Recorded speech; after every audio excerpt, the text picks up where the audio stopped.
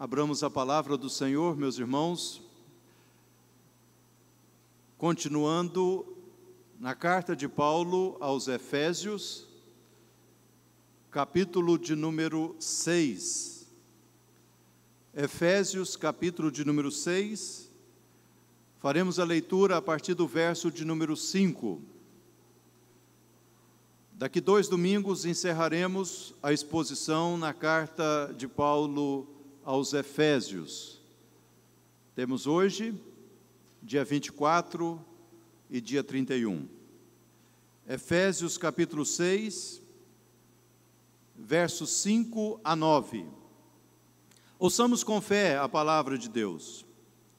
Quanto a vós outros, servos, obedecei a vosso Senhor segundo a carne, com temor e tremor, na sinceridade do vosso coração, como a Cristo, não servindo à vista, como para agradar a homens, mas como servos de Cristo, fazendo de coração a vontade de Deus, servindo de boa vontade como ao Senhor, e não como a homens, certos de que cada um, se fizer alguma coisa boa, receberá isso outra vez do Senhor, quer seja servo, quer livre. E vós, senhores, de igual modo procedei para com eles, deixando as ameaças, sabendo que o Senhor, tanto deles como vosso, está nos céus, e que para com ele não há acepção de pessoas. Deus nos abençoe na compreensão da sua palavra, meus irmãos. Embora, historicamente, a expressão para inglês ver é do senador Feijó e mostre a realidade da hipocrisia no não cumprimento das leis que eram estabelecidas, tanto aqui no Brasil como em Portugal, essa expressão para inglês ver, além de revelar esta hipocrisia do não cumprimento de leis, além de revelar o fato de que nós fazemos alguma coisa apenas para mostrar para o outro, quando na realidade não é verdade aquilo que está sendo apresentado. Lembro-me que há muitos anos, conversando com um irmão presbiteriano, eu era pastor dele à época, e ele trabalhava no DER, Departamento de Estradas e Rodagem, no estado do Paraná, como engenheiro civil. Então, ele me contou também um outro lado desta frase ou desta expressão para inglês ver. Nós conversávamos sobre as ferrovias no Brasil. E me lembro que eu perguntei para ele, mas por que não há mais utilização da ferrovia no Brasil, vez que se torna bem mais econômico para o transporte de cargas? Ele me explicou que há regiões em que as próprias bitolas da estrada de ferro são um pouco diferentes. Mas, na ocasião, ele me disse, você sabe por que surgiu a expressão para inglês ver? Eu disse, não sei. Então, aquele irmão me explicou falando, olha, quando começou o trabalho da estrada de ferro no Brasil, e os irmãos sabem que as primeiras estradas de ferro que foram construídas foram feitas pelos ingleses. Então, quando começou esse trabalho no Brasil, então de tempos em tempos vinha o engenheiro encarregado da Inglaterra para verificar as obras, para saber como estava o andamento das obras. Então, via de regra, recebia-se um telex naquela ocasião, alguém telegrafava e dizia para a pessoa que estava aqui no Brasil quando que o engenheiro viria, quando ele iria se aportar na Baía de Guanabara, por exemplo, ou no Porto de Santos, e iria verificar o andamento da ferrovia. Aí então os trabalhadores, informados de que o chefe viria, eles trabalhavam com afinco, eles trabalhavam com todo o entusiasmo, e eles procuravam corrigir todas as falhas, para que, chegando o engenheiro, chegando o financiador, chegando aquele que daria satisfação à corte ou a quem estava empreendendo a ferrovia, a que ele pudesse então dizer: 100%, batuta, gostei do que vi. Então surgiu também essa expressão para inglês ver, ou seja, fazemos apenas para mostrar momentaneamente. Depois que o chefe vira as costas, volta-se à normalidade do desmazelo, volta-se à normalidade de fazer as coisas de qualquer jeito. Aqui, meus irmãos, nós estamos agora diante deste texto, em que Paulo está falando sobre a relação dos servos e dos senhores, dos empregados e dos empregadores. E conforme já temos dito, repetimos: se não for pela ação do Espírito Santo, se não for pelo enchimento do Espírito Santo, se não for pela transformação do Espírito Santo, nós não seremos suficientes, não seremos capazes para termos uma relação servo-senhor, empregado-empregador, de maneira que honre e glorifique o nome do Senhor. E exatamente contrariando, obviamente de maneira anacrônica, essa expressão para inglês ver, Paulo então diz, no verso de número 5,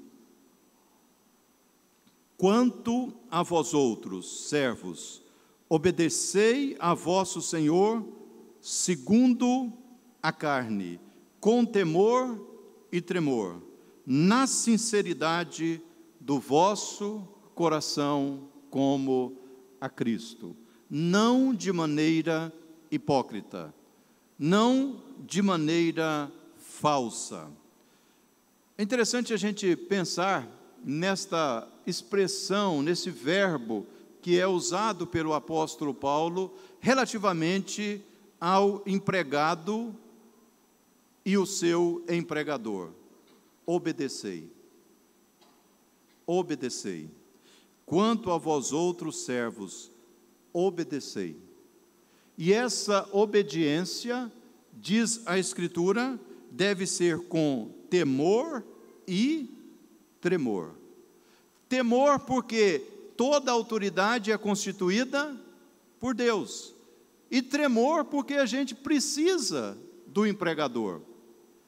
E Paulo continua dizendo, além de esta obediência ter de ser com temor e tremor, ela precisa ser na sinceridade do coração, como se fosse uma obediência devotada ao próprio Senhor Jesus Cristo. Ao próprio Senhor Jesus Cristo. Pensar na relação que nós temos com aqueles que nos empregam, nessa perspectiva, meus irmãos, só é possível pela ação do Espírito Santo de Deus. Conforme nós lemos na carta de Pedro, que é para obedecer o patrão, mesmo que ele seja injusto, mesmo que ele seja malvado, mesmo que ele não seja bom. Se bom for, melhor ainda. Mas o fato, meus irmãos, é que todo serviço que nós prestamos, nós o prestamos para Deus. Todo serviço que nós prestamos, nós o prestamos para Deus. Porque a nossa vida toda é um ato de culto. Onde quer que estejamos, nós estamos em um ato de culto. Então, se nós estamos trabalhando na escola, lecionando, nós estamos cultuando a Deus. Se nós estamos trabalhando no consultório, nós estamos cultuando a Deus. Se nós estamos trabalhando no escritório, nós estamos cultuando a Deus. Toda a nossa vida é um ato de culto a Deus. E tudo o que fizerdes, seja em palavra, seja em ação, fazei-o em nome do Senhor, dando por ele graças a Deus Pai. O nosso trabalho é um lugar de culto. O nosso trabalho é o lugar em que nós temos que olhar para o nosso patrão, para o nosso empregador, na perspectiva que a Escritura está nos ensinando, obedecendo com temor e tremor, e isso na sinceridade do nosso coração. E Paulo continua nos ensinando, meus irmãos, o verso 6, agora de maneira contundente, nos mostrando que aquilo que nós fazemos precisa ser a expressão exata da autenticidade, precisa ser a expressão exata da sinceridade, precisa ser de fato algo que nós fazemos por gosto, algo que nós fazemos com empenho, algo que nós fazemos com dedicação, algo que nós fazemos porque nós queremos fazer, não servindo à vista, para inglês ver, como para agradar a homens, mas como servos de Cristo, fazendo de coração a vontade de Deus. Não é errado agradar ao homem. O erro está quando nós agradamos ao homem esperando o reconhecimento.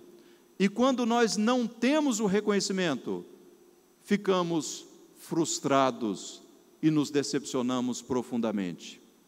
Se nós entendermos que tudo que nós fazemos, nós estamos fazendo para Deus, e que o homem é apenas aquele pelo meio do qual nós servimos a Deus, é apenas um instrumento pelo qual nós prestamos o nosso trabalho a Deus, então fica mais fácil compreendermos esta relação de servo e senhor, empregado e empregador. E aí nós não vamos servir apenas à vista, ou seja, apenas para sermos notados, como para agradar homens, mas nós vamos trabalhar como servos de Cristo. Nós vamos trabalhar como servos de Cristo, fazendo de coração aquilo que é a vontade de Deus.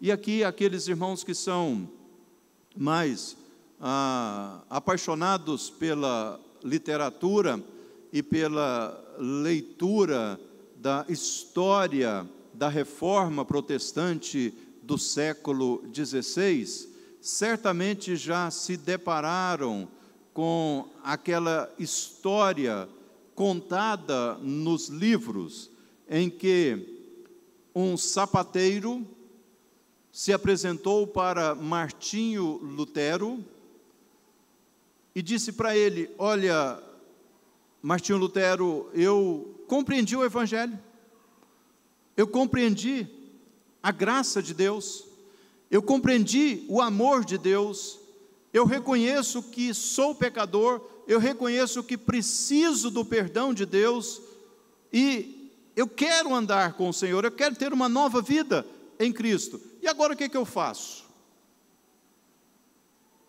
Eu sou um sapateiro. Agora o que eu faço?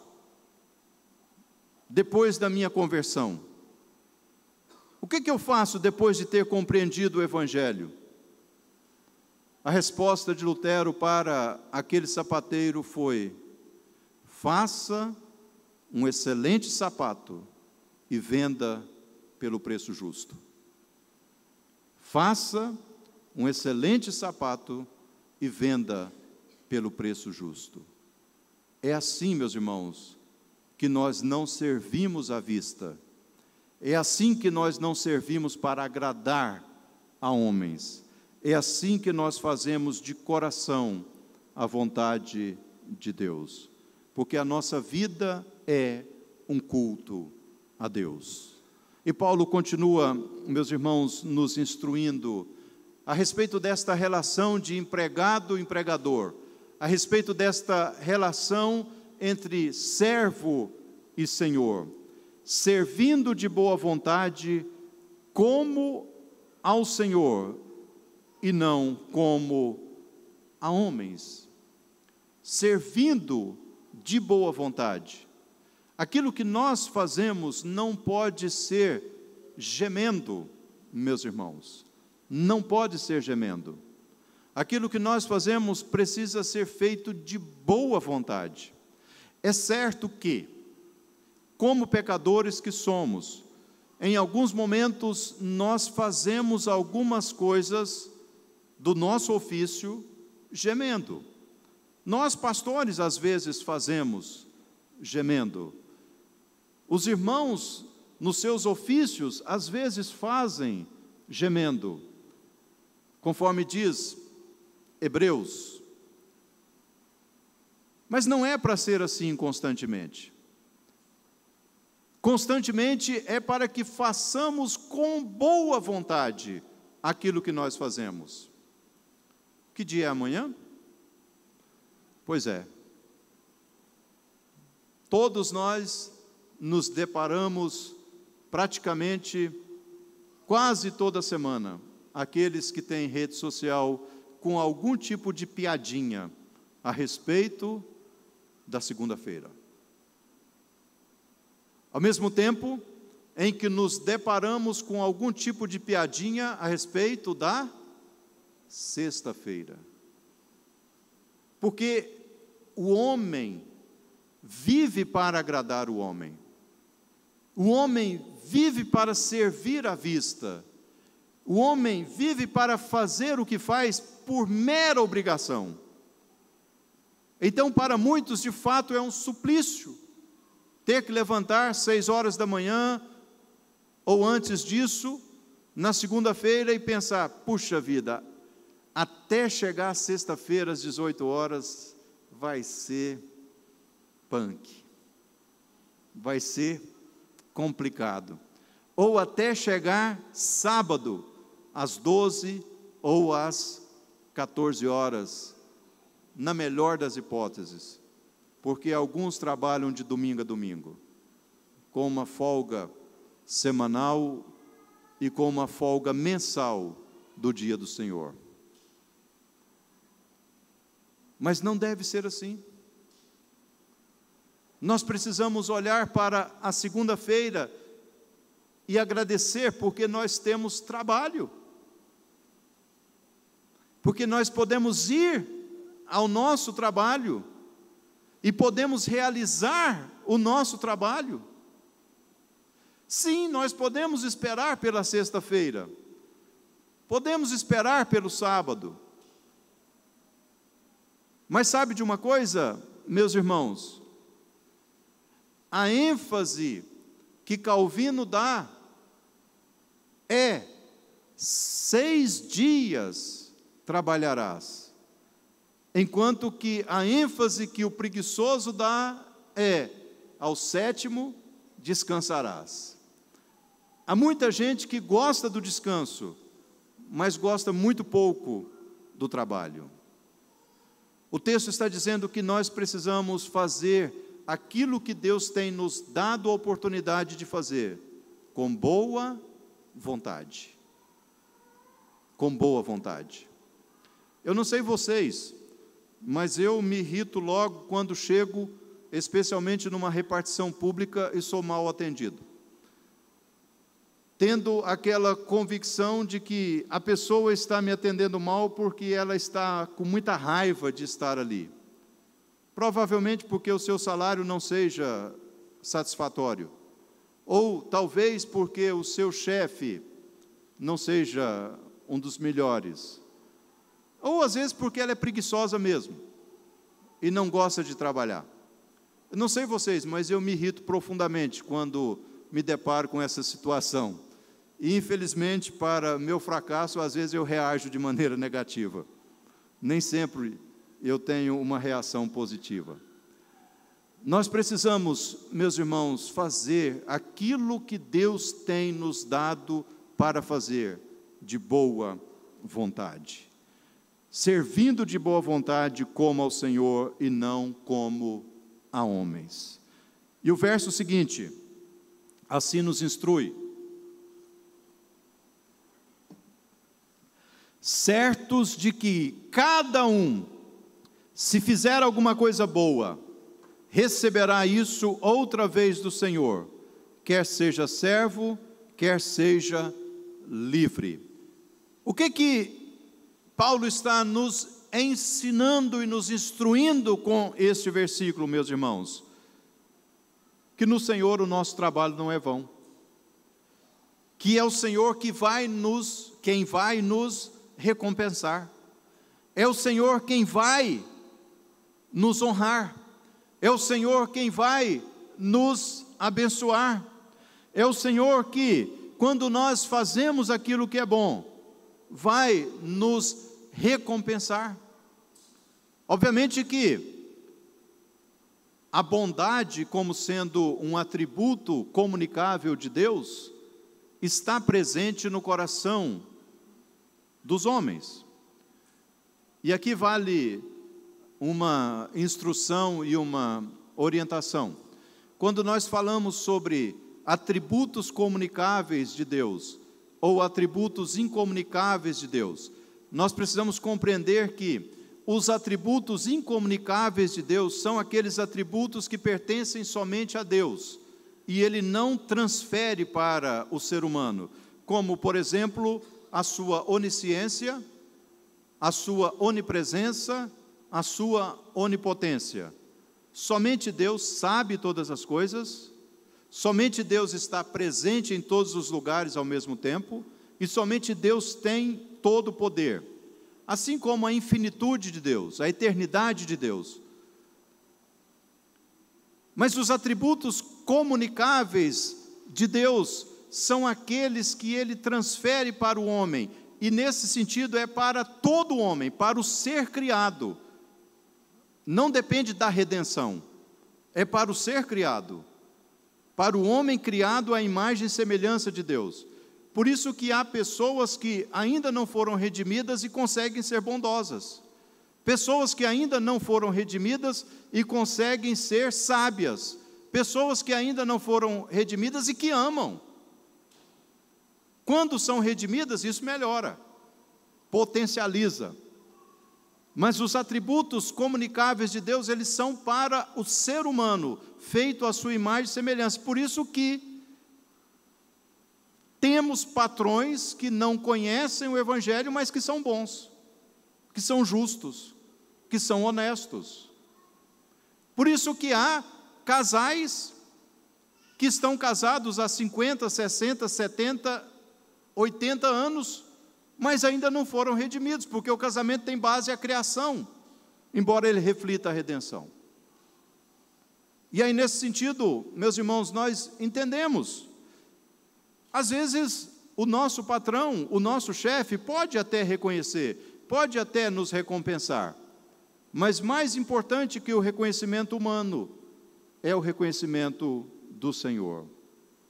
E o texto, então, meus irmãos, conclui, agora falando diretamente ao empregador, falando diretamente ao Senhor.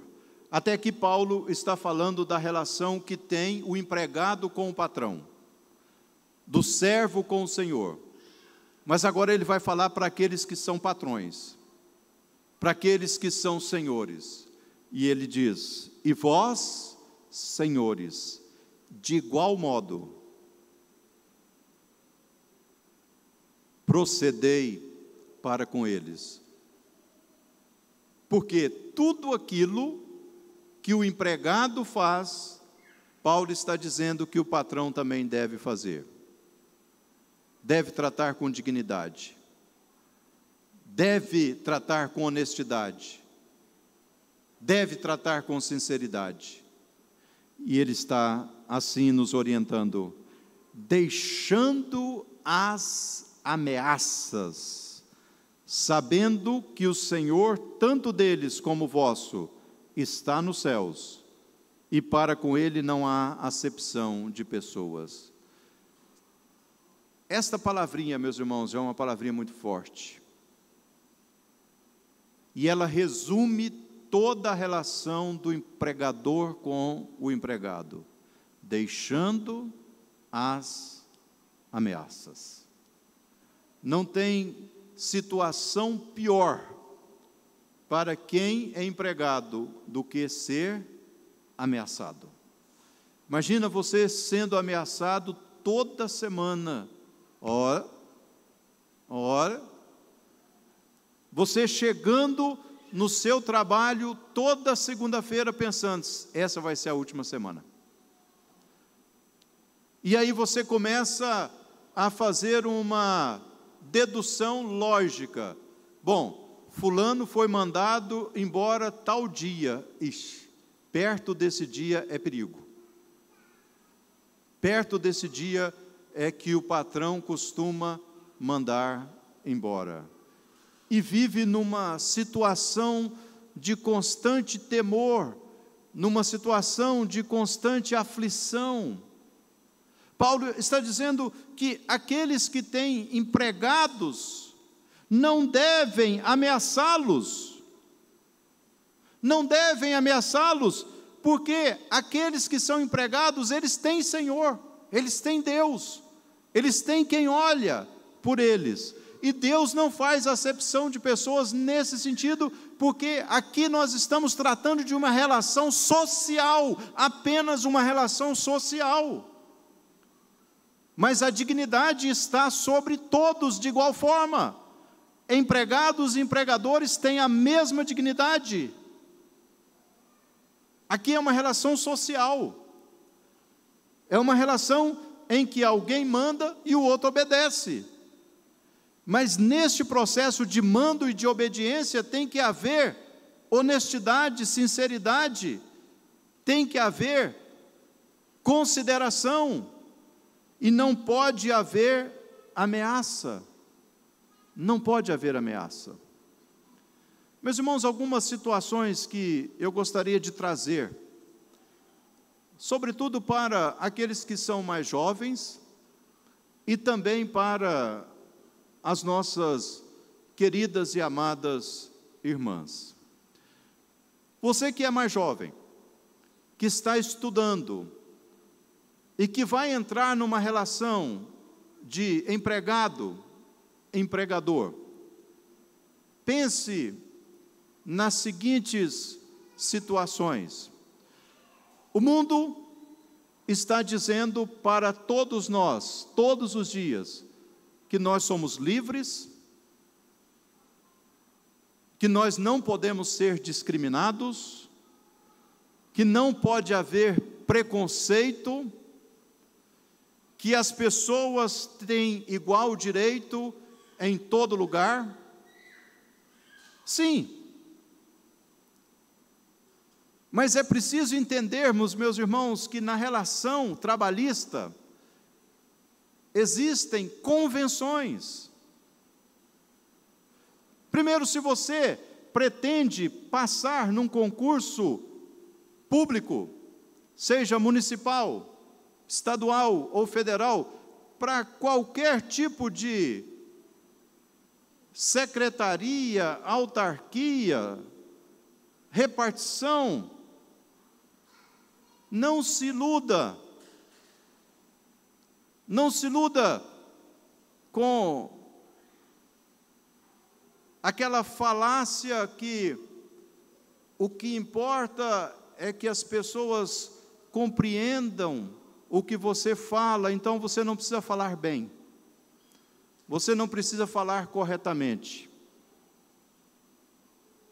Não se iluda com isso, porque na hora da redação, se você não usar a norma culta, você vai ser reprovado. Você vai ser reprovado. Não tenha dúvidas a respeito disso. Outro aspecto muito importante, agora para aqueles que vão para o setor privado. Legal que você gosta de barba, ou de cabelo comprido, ou até mesmo de um adereço, ou uma bela tatuagem. Mas numa empresa privada você pode não conseguir vaga se você simplesmente entender que você é livre e que ninguém pode te impedir de você se apresentar com a calça rasgada, com o tênis sujo ou com a barba por fazer. Não se iluda. Não funciona desse jeito. Na prática, não é assim. Gostemos ou não gostemos. Na prática, não funciona assim. E as minhas queridas e amadas irmãs, que têm a sua secretária do lar, lembrem-se de Isaías 58. Não exijam jamais que sua secretária do lar preste serviços na sua casa no dia do Senhor. O dia do Senhor não é dia de trabalho. Não importa se você vai receber visitas, não importa se você vai pagar, o dia do Senhor é o dia do descanso. Eu já tive que orientar e instruir muitas vezes irmãs em outras situações, porque queriam a secretária do lar no dia do Senhor na sua casa. Esse não é dia de trabalho. Trabalhe de segunda a sábado, mas o dia do Senhor tem que ser respeitado. Aí você quer vir à casa do Senhor, mas quer exigir que alguém faça o seu trabalho? É isso que Isaías 58 está nos orientando e nos ensinando. E por último, agora uma palavra para os meus irmãos que são patrões, que são empregadores. Tratem sempre com dignidade, com consideração, com amor, aqueles que trabalham com você. Mesmo aqueles que são chefes no serviço público, façam dessa forma. Não ameace jamais um empregado, porque não é a vontade de Deus. E nós, que somos orelhas, empregados, saibamos nos conduzir diante das situações, sabendo que nós estamos prestando culto a Deus com o nosso trabalho. Que o Senhor assim nos abençoe. Amém.